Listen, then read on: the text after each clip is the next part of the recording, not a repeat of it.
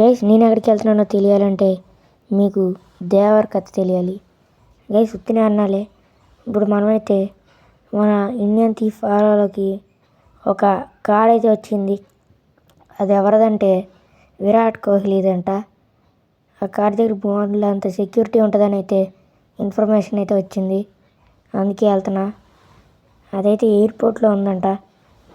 అందుకే మ్యాప్ పెట్టుకుని అయితే వెళ్తున్నా. ఇప్పుడైతే వెళ్తా ఉన్నా.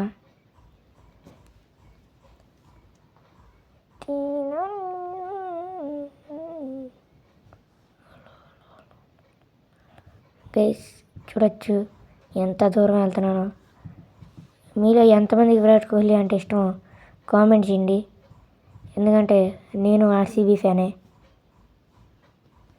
అయితే చాలా దూరం అయితే వచ్చేసా, కానీ ఇంకా రావట్లేదు.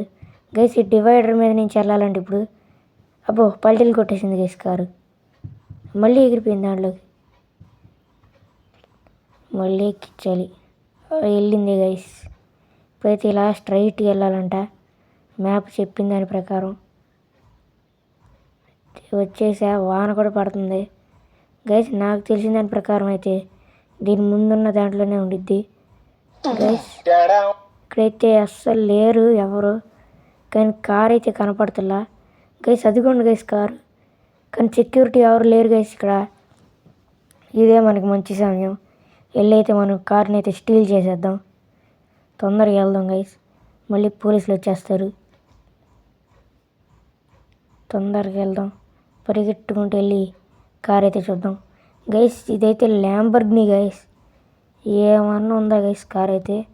ఇప్పుడైతే కార్ ఎక్కి అయితే వెళ్ళిపోదాం. ఇదిగోండి అసలు ఏమన్నా స్పీడ్ కూడా భలే వెళ్తుంది గైస్ ల్యాంబర్గినీ. మీలో ఎంతమందికి ల్యాంబర్గినీ ఇష్టమో కూడా కామెంట్ చేయండి.